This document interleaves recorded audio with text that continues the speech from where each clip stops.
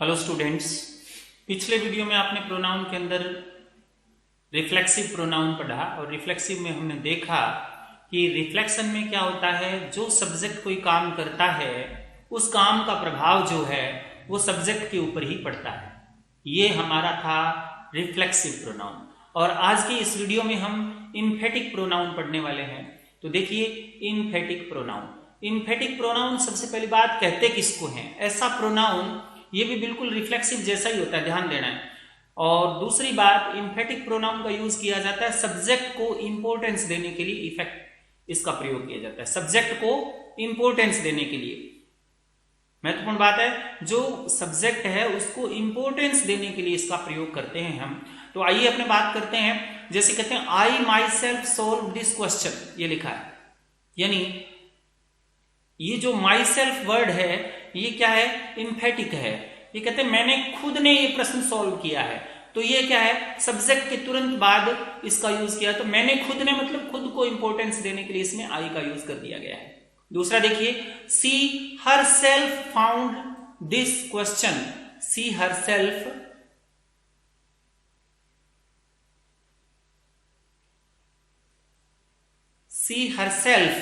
Found the solution, लिखा ना, she herself found the solution. इसका मतलब उसने खुद को सॉल्यूशन, उसने खुद ने सॉल्यूशन को ढूंढा।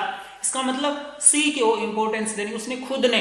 तो खुद शब्द जो होता है या स्वयं शब्द जो होता है उसके लिए अपने इम्फेटिक प्रोनाउन का यूज करते हैं। देखिए, ही हिमसेल्फ केम टू सी, देखिए यहां पर ही himself came to see the patient, वो खुद पेशेंट को देखने आया। इसका मतलब जो हिम वर्ड है वो क्या चीज है, इम्फेटिक प्रोनाउन।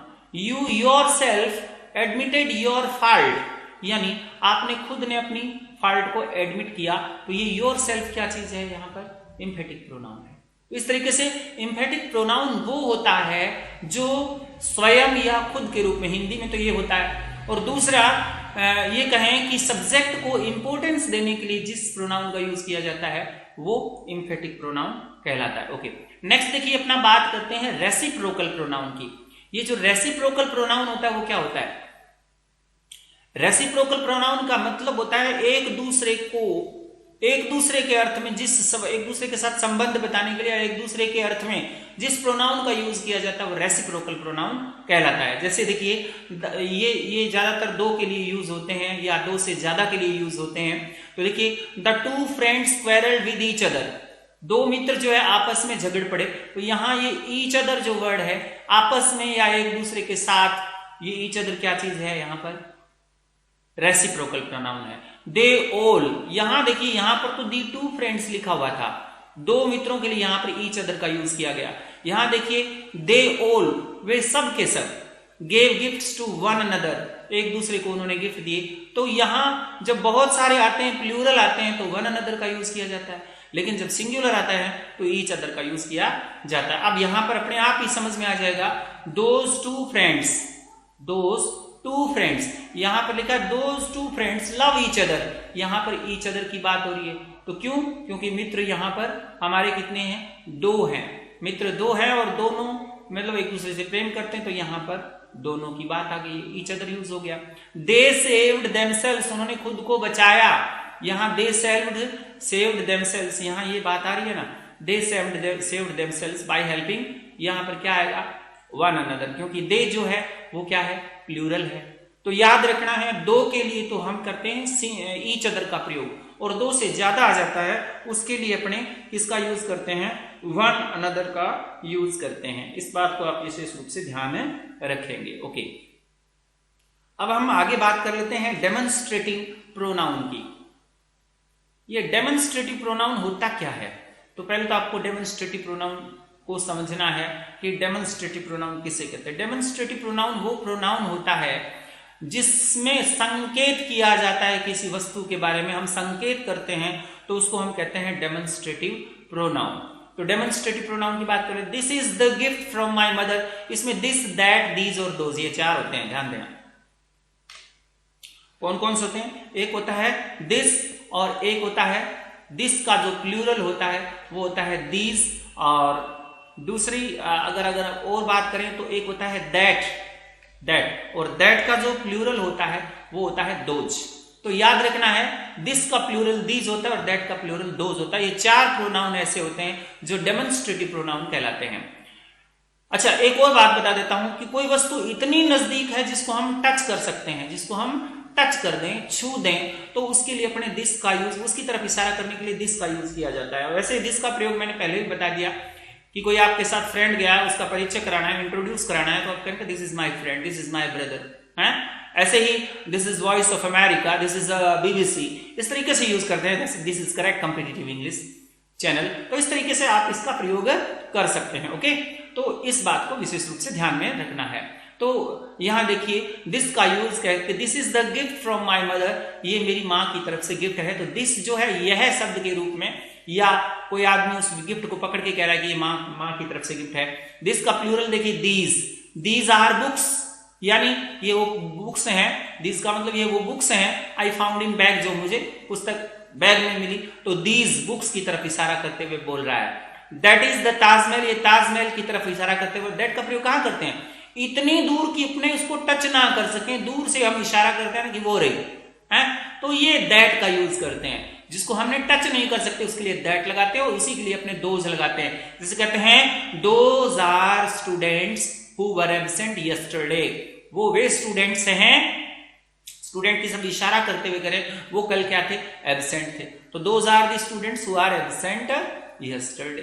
तो इस तरीके से अपने क्या करते हैं? दिस, दैट, दीज और दोज, ये 4 डेमोन्स्ट्रेटिव प्रोनाउन है, उनका यूज करते हैं। ओके, अब अपने बात कर लेते हैं इनडेफिनेट प्रोनाउन की। ध्यान दीजिए, इनडेफिनेट जैसा कि नाम से ही स्पष्ट है, अनिश्चित, अनिश्चयवाचक भी कहते हैं हिंदी में। अनिश्चित जो होते हैं उसको अनिश्चयवाचक कहते हैं। अनिश्चयवाचक प्रोनाउन जो होते हैं वो इनडेफिनेट प्रोनाउंस होते हैं। कैसे होते हैं? देखिए,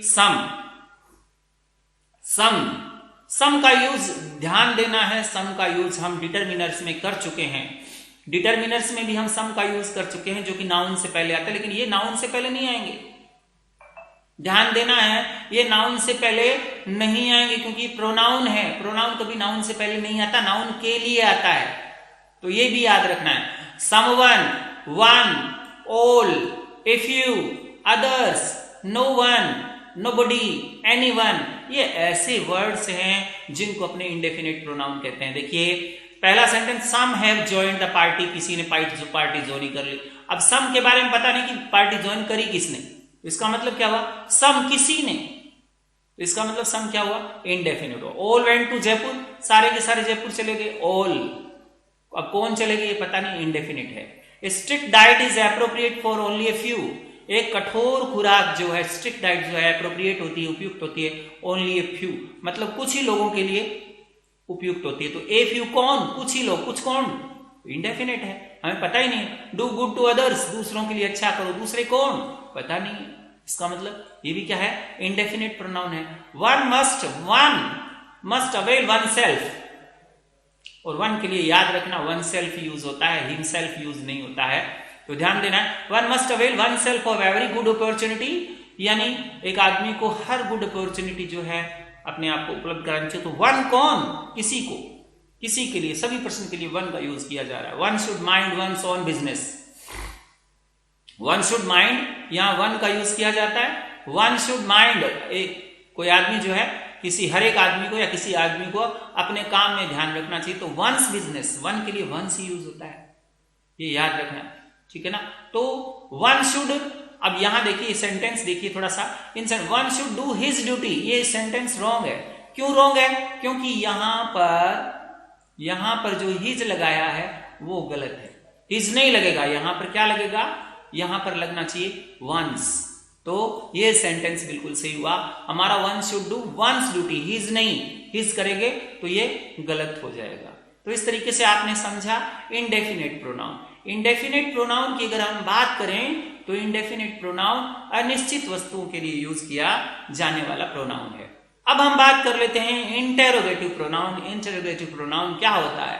प्रश्नवाचक जो सर्वनाम होते हैं इसको इंटेरोगेटिव प्रोनाउन कहते हैं। ध्यान देने, इसमें हु, हुम और हुज, देखो हु, हुम और हुज का यूज किया जा रहा है। विच, व्हाट, ये 3 और 2 5, ये क्या होते हैं? Interrogative pronoun. What is that, यानी वह क्या है। ये तो व्हाट का मतलब क्या। हु इज ही, वह कौन है। तो हु कौन शब्द में अर्थ होता है। विच इज योर पेन, आपका पेन कौन सा है। तो whom do you like most, तुम किसे ज्यादा पसंद करते हो। या whom do you like to talk, आप किससे बात करना पसंद करो, किस से। और what is your name, आपका नाम क्या है। तो इन सेंटेंसेस में ये जो what, who, whose, which इसका यूज हुआ है, तो ये क्या है, इंटेरोगेटिव प्रोनाउन। क्योंकि इनसे हम प्रश्न बनाने का काम करते हैं, जिनसे हम प्रश्न बनाने का काम करते हैं वो इंटेरोगेटिव प्रोनाउन होते हैं। अच्छा, एक बात तो आपने यूज की, बट अपने को ये पूछे कि वट का प्रयोग करते कहां है, तो ध्यान देना थिंग्स के लिए, फैक्ट्स के लिए, एक्शंस के लिए, वस्तुओं के लिए और कार्यों के लिए हम वट लगाते हैं। कैसे, व्हाट इज योर फादर, इसका मतलब क्या, आपके पिताजी क्या है। इसका मतलब ये नहीं है, इसका मतलब ये कि आपके पिताजी काम क्या करते हैं। तो वट का मतलब काम पूछ रहा है, वट से हम काम पूछ रहे हैं। व्हाट इज योर नेम, आपका नाम क्या है, तो यहां पर नाम पूछ रहा है, नाम के बारे में बात हो रही है, तो वट का यूज कर। व्हाट इज दिस, ये वस्तु क्या है, ये कह रहा है ये वस्तु क्या है, व्हाट इज दिस, तो इसका मतलब वस्तु का नाम पूछा जा रहा है, तो यहां पर वट का यूज हो गया। तो वस्तु का नाम पूछना हो, एक्शन पूछना हो, काम पूछना हो है, या किसी फैक्ट के बारे में बात करनी हो, जब रिलेटिव प्रोनाउन की बात करेंगे तब मैं ये बताऊंगा बात, तो उस समय वट का यूज किया जाता है। ओके, तो ये अपने वट का प्रयोग हो गया। अब अपने बात करें use of who, whom and whose. अब बता देता हूं ये तीनों के तीनों हु, हुम, हुज, ये तीनों के तीनों जो है किसके लिए यूज होते हैं। तीनों के तीनों मैं बता देता हूं, एक बात याद रखना, ये पर्सन्स के लिए यूज होते हैं। पर्सन का मतलब व्यक्ति के लिए यूज किए जाते हैं। व्यक्ति में जेंट्स और लेडीज दोनों ही आ जाएंगे, ठीक है ना। अच्छा, और जो जब मैं एक और बात बताता हूं, हु जो होता है उसका यूज जो होता है वो सब्जेक्ट की जगह पर होता है, कर्ता के रूप में हु की जगह, यानी वर्ब से पहले अगर जगह खाली हो तो हु लगा दो। रिलेटिव प्रोनाउन की जब बात करेंगे तब अपने बात बताएंगे आपको पूरी बात। और हु जो सब्जेक्ट की जगह पर यूज किया जाता है, और हु वाला सेंटेंस जो होता है वो असर्टिव सेंटेंस की तरह ही काम में लिया जाता है। और दूसरी बात अपने बात करें हुम की, हुम जो होता है वो ऑब्जेक्ट की जगह पर काम आता है। वर्ब के बाद खाली स्थान हो, वर्ब के बाद अगर खाली जगह हो तो ऑब्जेक्ट की जगह पर काम आता है। ये रिलेटिव प्रोनाउन की बात कर रहा हूं मैं, इंटेरोगेटिव की प्रोनाउन की बात नहीं कर रहा हूं। तो हुम जो है वो ऑब्जेक्ट की जगह काम आता है, ये भी व्यक्ति के लिए होता है। और हु जो होता है पसेसिव होता है। पसेसिव से संबंधित कोई भी प्रश्न पूछने हो, अधिकार से संबंधित प्रश्न पूछने हो तो हुज का यूज करेंगे। और तीनों के तीनों व्यक्तियों के लिए आते हैं, वस्तु या जानवर के लिए इनका यूज नहीं किया जाता। जैसे हु इज ही, वह कौन है, तो ही कौन है, ही आदमी के लिए यूज किया जाने वाला वर्ड है। हुम डिड यू सी, आपने किसको देखा, तो हुम किसी व्यक्ति की बारे में बात हो रही है। और एक और बात बताता हूं, हुज इज दिस बुक, ये पुस्तक किसकी है, तो हुज इज दिस बुक, यह पुस्तक किसकी है। तो हुज यहां पर बुक के ऊपर पसेशन की बात पूछने के लिए हुज का प्रयोग किया जा रहा है। लेकिन मैं यहां एक बात स्पष्ट कर देना चाहता हूं, क्लियर कर देना चाहता हूं कि रीड के अंदर यह पूछा जाता है कि यहां जो ये जो हुज है, यहां जो ये हुज है ये क्या चीज है, प्रोनाउन है। और यहां वाला हुज देखिए, हुज बुक में जो हुज है वो क्या है, वो एडजेक्टिव है। क्यों है एडजेक्टिव? एडजेक्टिव इसलिए कि बुक से पहले इसका यूज बुक को मॉडिफाई करता है। बुक एक नाउन है, जब ये नाउन से पहले आएगा तो वो इंटेरोगेटिव एडजेक्टिव का यूज किया जाएगा। और जब ये नाउन से पहले नहीं आ रहा है, ठीक है ना, एक प्रोनाउन के रूप में यूज हो रहा है, तो इंटेरोगेटिव प्रोनाउन है। और इसी को अपने रिलेटिव पसेसिव प्रोनाउन के रूप में भी यूज करते हैं, वो अपने रिलेटिव प्रोनाउन के अंदर देखेंगे, ठीक है ना। तो इस बात को आप विशेष रूप से ध्यान रखें कि हुज का यूज जो है इंटेरोगेटिव प्रोनाउन के रूप में भी होता है और इंटेरोगेटिव एडजेक्टिव के रूप में भी होता है। एडजेक्टिव के रूप में तब कब होता है, जब ये नाउन से पहले यूज किया जाता है, नाउन को मॉडिफाई करता है, तो अपने इंटेरोगेटिव एडजेक्टिव के रूप में इसका यूज करते हैं। ओके, तो ये बात आपको विशेष रूप से ध्यान में रखनी है। ओके, नेक्स्ट देखिए, अपने बात कर लेते हैं who is used at the place of हुम। कई बार हुम की जगह पर हु का प्रयोग किया जाता है। कैसे? अब यहां आना चाहिए था whom do you want to meet, तुम किससे मिलना चाहते हो, लेकिन आजकल के कुछ विद्वान जो है, स्कॉलर्स जो है, वो हु का यूज भी करते हैं। Who are you talking to, आप किसके बारे में बात कर रहे हो, आप किससे बात करना चाहते हो या किससे बात कर रहे हो। हुम आर यू टॉकिंग टू ये होना चाहिए, लेकिन हु का यूज भी करते हैं, तो इसमें कोई अतिशयोक्ति नहीं होगी। Next, use of which. अब ये विच का प्रयोग कहां करते हैं? विच की बात करता हूं तो ये एक मैं रिलेटिव प्रोनाउन की बात यही कर लेता हूं। रिलेटिव प्रोनाउन की बात करता हूं तो विच जो होती है वो इन एनिमेट थिंग्स जो होती है उसके लिए यूज होता है, निर्जीव वस्तुओं के लिए यूज होता है, या फिर इसका यूज जो होता है वो एनिमल्स के साथ, एनिमल्स के लिए इसका यूज किया जाता है विच का प्रयोग। और दूसरी बात, यानी ये तो बात आपको याद रखनी है, सिलेक्शन और चॉइस के लिए बहुत सारी वस्तुएं पड़ी है, उसमें से आपको चॉइस करनी हो तो उसके लिए भी विच का यूज करेंगे, ये भी ध्यान देना है। तो विच जानवर के लिए आएगा, निर्जीव वस्तुओं के लिए आएगा, बहुत सारी वस्तुओं में से चुनने के लिए, इंटरोगेटिव की बात करेंगे तो चुनने के लिए, उसमें से एक सिलेक्शन करने के लिए विच का यूज करेंगे। और हिंदी में इसका अर्थ होता है कौन सा। Okay, next, which is your umbrella, आपका अम्ब्रेला कौन सा है। यानी यहां पर विच जो है वो क्या है? Interrogative pronoun. लेकिन यहां देखिए, विच अम्ब्रेला इज योर्स, यहां देखिए विच अम्ब्रेला इज योर्स, ये अम्ब्रेला को मॉडिफाई कर रहा है विच, ठीक है ना। तो ये विच अम्ब्रेला को मॉडिफाई कर रहा है, तो यहां पर इंटरोगेटिव एडजेक्टिव है। जो टीजीटी का सेकंड ग्रेड का एग्जाम दे रहे हैं, जो रीट का एग्जाम दे रहे हैं, ध्यान दीजिए, यहां पर आपको प्रोनाउन कहा जाएगा और यहां पर ये एडजेक्टिव का यूज होता है। कौन सा? Interrogative adjective. और ये रिलेटिव नहीं है।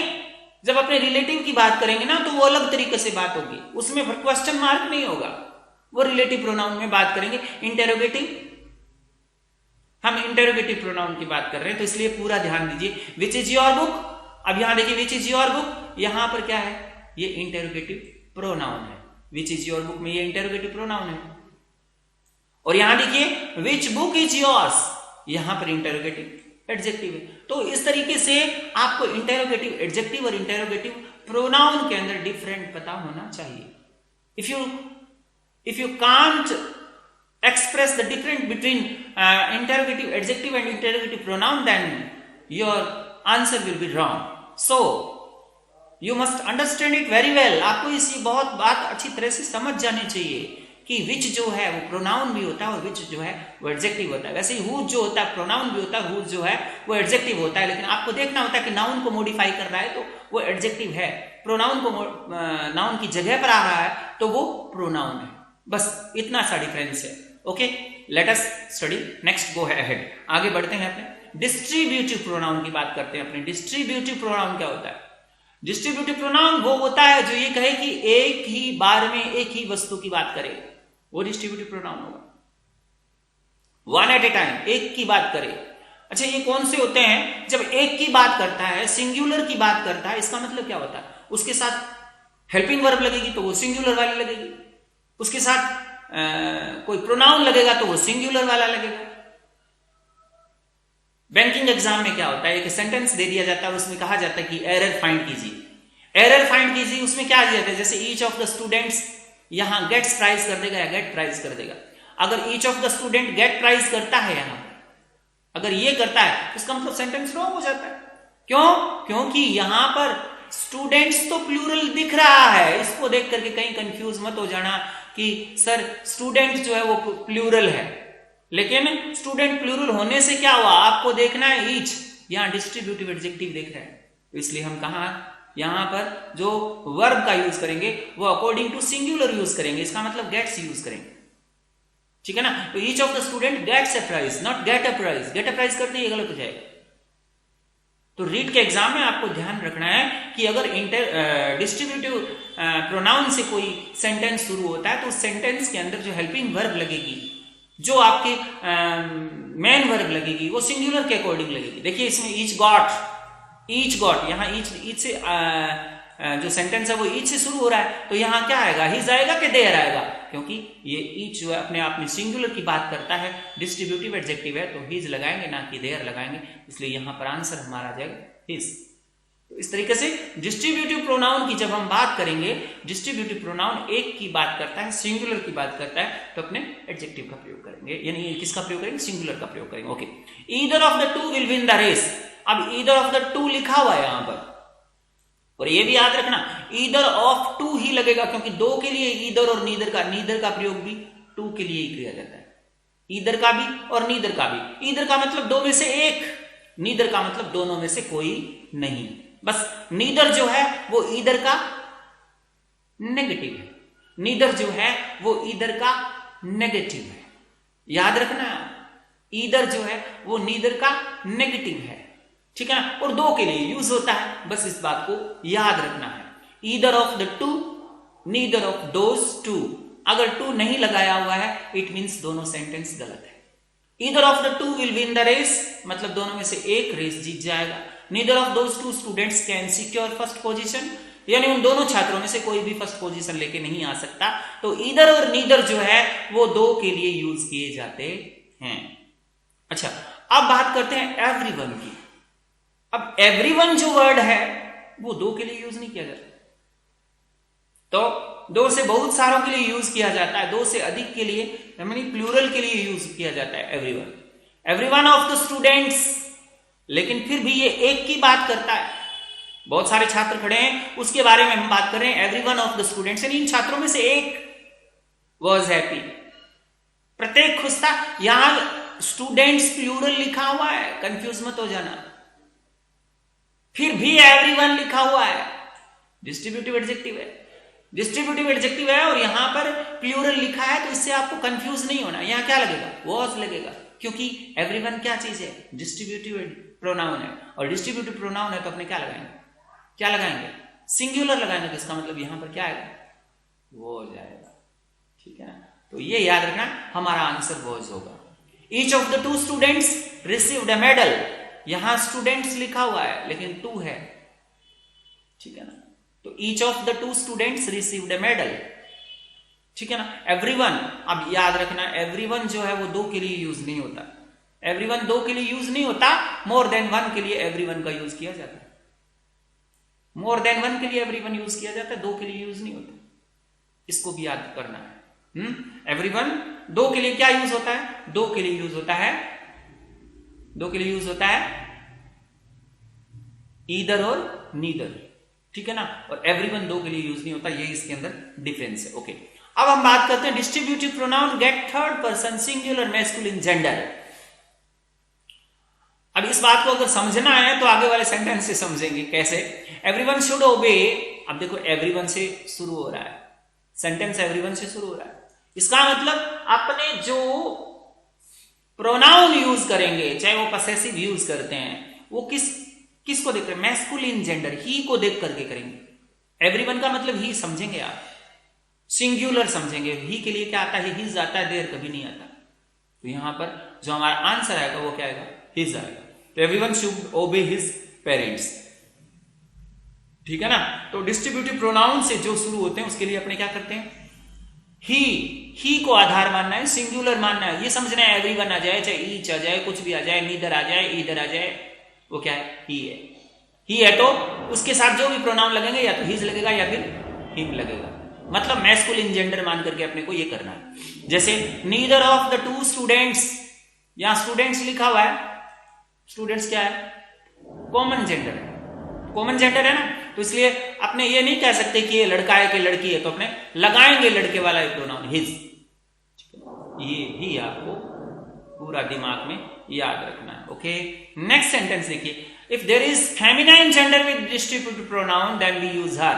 अगर फेमिनाइन जेंडर है, जैसे देखिए neither of the two girls, यहां पर टू गर्ल्स लिखा हुआ है, लिखा है, गर्ल्स के लिए अपने मैस्कुलिन जेंडर नहीं लगा सकते, तो यहां पर अपने मैस्कुलिन जेंडर ना लगा करके अपने क्या लगाएंगे, हर। तो हमारा आंसर क्या आएगा यहां पर, हर फीस। तो ध्यान देना है, neither of these two student had deposit her fees, लगाएंगे हर ही, यानी टू गर्ल्स लिखिए, फिर भी यहां कई बच्चे क्या करेंगे, ये देयर कर देंगे, और देयर जो है वो गलत है, ये देयर जो है वो रॉन्ग आंसर है। क्यों रॉन्ग है? आपने टू गर्ल्स प्लूरल तो देख लिया, लेकिन आपने नीदर नहीं देखा। नीदर जो है वो डिस्ट्रीब्यूटिव एडजेक्टिव है, एडजेक्टिव है, सॉरी डिस्ट्रीब्यूटिव प्रोनाउन है, और डिस्ट्रीब्यूटिव प्रोनाउन है इसका मतलब हर लगाएंगे। ठीक है, वही बात मैस्कुलिन जेंडर के ऊपर भी लागू होती है, वही बात मैस्कुलिन जेंडर के ऊपर भी लागू होती है। जैसे ईदर ऑफ टू गर्ल्स, यहां पर क्या लगाएंगे? हैज। क्यों? ईदर है इसलिए हैज लगाएंगे, ना कि हैव। गर्ल्स, कहीं गर्ल्स को देख लो आप, गर्ल्स को देख लिया, प्लूरल लगा दो, गलत हो जाएगा। गर्ल्स प्लूरल भी है लेकिन फिर भी यहां सिंगुलर लग रहा है। क्यों? क्योंकि ईदर से शुरू हो रहा है, और यहां पर फिर सिंगुलर है, तो सिंगुलर के अकॉर्डिंग ही क्या लगाएंगे? Two girls her gift. ठीक है ना, हर गिफ्ट लगाएंगे, तो यहां आंसर क्या आएगा अपना? हर। ठीक है ना, each of the girls has, girls has. क्यों? क्योंकि हैज क्यों लगाएंगे? क्योंकि ईच से शुरू हो रहा है, और यहां पर हर, यहां पर भी क्या आएगा? हर पॉकेट मनी। क्यों आएगा? क्योंकि यहां पर गर्ल्स का यूज हो रहा है, तो यहां पर हर पॉकेट मनी का प्रयोग करेंगे। Every one of the women, women plural है, देखिए प्लूरल है ना वीमेन, फिर भी हैज लगा रहे हैं। क्यों लगा रहे हैं हैज? क्योंकि एवरीवन डिस्ट्रीब्यूटिव प्रोनाउन से शुरू हो रहा है, और यहां पर क्या लगाएंगे? Her on. क्यों? क्योंकि यहां विमेन का प्रयोग हो रहा है। तो जब फेमिनाइन जेंडर गर्ल या विमेन का, लेडी का प्रयोग होता है, तो अपने फिर मैस्कुलिन जेंडर हिज, ही नहीं, उसको सी मानेंगे, यानी जो डिस्ट्रीब्यूटिव प्रोनाउन होता है उसको सी मानेंगे, फिर उसके अकॉर्डिंग हम हर भरेंगे। ठीक है, याद रह जाएगा। ओके, तो अब अपने अगर बात करें आगे, if there is plural pronoun या नाउन विद डिस्ट्रीब्यूटिव प्रोनाउन, अब यहां तीसरी कंडीशन आ जाती है। पहली कंडीशन में कोई कॉमन जेंडर आ गया, स्टूडेंट आ गया, चिल्ड्रन आ गया,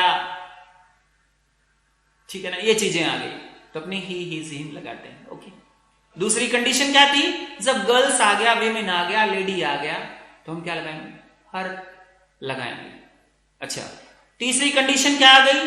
तीसरी कंडीशन आ गई अगर अपने ये प्लूरल में आ जाए, तो नीदर ऑफ देम, तो अपने क्या करेंगे? इस प्लूरल को देख करके, प्लूरल प्रोनाउन को देख करके कहीं आप प्लूरल लगा दो, गलत है, उसको भी अपने ही मानना है। तो नीदर क्यों माना है? क्योंकि नीदर जो आया है ना, ये क्या है? Distributive pronoun. तो अपने फर्स्ट जो ब्लैंक है, फर्स्ट जो ब्लैंक है, इसमें क्या भरेंगे? यहां पर आ जाएगा हैज डन, हैज डन, और तीसरे में क्या आएगा? His duty. क्या आएगा? यहां पर आ जाएगा हिज ड्यूटी, तो आ जाएगा neither of them has done his duty. क्यों? हालांकि देम आ गया, फिर भी अपने हैज और हिज का ही यूज करेंगे। ठीक है, each of them forget purse, each of them, यहां पर क्या लगाएंगे? Has. Each of them, each of them forget, each of them forget नहीं, फॉरगेट तो नहीं आएगा, ईच ऑफ देम फॉरगेट्स आएगा, ये फॉरगेट्स, भूल जाता है, हिज पर्स, तो यहां पर हिज लगाएंगे, याद रखना है, यहां क्या लगाएंगे? अपने हिज का यूज करेंगे। Each of them forgets his purse, उनमें से हर व्यक्ति अपना पर्स भूल जाता है, तो ये याद रखना है। यहां फॉरगेट्स ईच के अकॉर्डिंग देख करके मिला, और यहां पर हिज भी उसी को देख करके मिला। तो चाहे प्लूरल आए, चाहे कॉमन जेंडर आए, कॉमन जेंडर प्लूरल आए, तो अपने हिज ही भरेंगे, अकॉर्डिंग टू ही। अगर गर्ल, लेडी और विमेन आ जाता है, तो चाहे वो प्लूरल है, तो अपने क्या भरेंगे? हर भरेंगे। बस ये याद रखना है आपको। नेक्स्ट देखिए, अब कुछ बात और कर लेते, पोजीशन ऑफ प्रोनाउन ईच।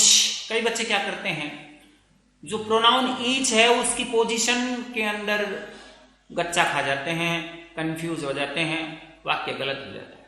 जैसे फर्स्ट सेंटेंस पर विचार कीजिए, I bought each of these books for ₹50। ये ईच यहां लगाया, ईच ऑफ दीज बुक्स,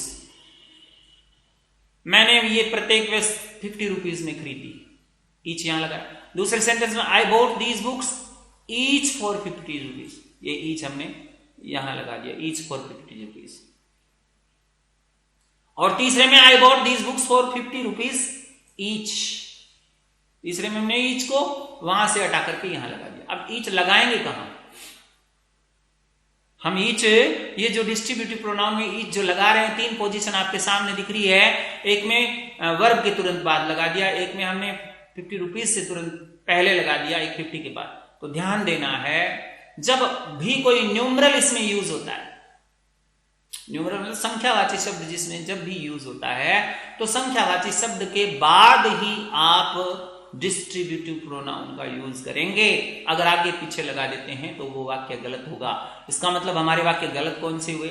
ये सेंटेंस भी हमारा गलत है और ये सेंटेंस भी हमारा गलत है। क्यों गलत है? क्योंकि ईच का प्रयोग ही इसमें गलत है। ईच की जगह जो है वो गलत है। हमारा सही sentence, I bought these books for ₹50 each, क्योंकि न्यूमरल्स के तुरंत बाद अपने लगाते हैं। ऐसा ही एक सेंटेंस देखिए, दीज टेबल्स कॉस्ट ईच ₹200। यहां ईच देखिए कहां है? गलत स्थिति में है। दीज टेबल्स कॉस्ट ₹200 ईच, इसका मतलब ₹200 क्या है? न्यूमरल है। और न्यूमरल मतलब संख्यावाची कोई भी प्रोनाउन जो होता है वो न्यूमरल होता है, उसके तुरंत बाद ईच लगाते हैं। तो इसका मतलब नीचे वाला सेंटेंस सही है, ऊपर वाला सेंटेंस जो पूरा का पूरा रॉन्ग है। तो ऊपर वाला सेंटेंस क्या हुआ? रॉन्ग हुआ। नीचे वाला सही हुआ। क्यों हुआ सही? क्योंकि ईच का यूज जो हुआ वो न्यूमरल के बाद हुआ। ओके, आगे हम बात करते हैं। These man received each a prize. ये देखिए यहां पर ईच का प्रयोग, these man received each a prize, These men received a prize each। हमने मैन को मॉडिफाई करना है।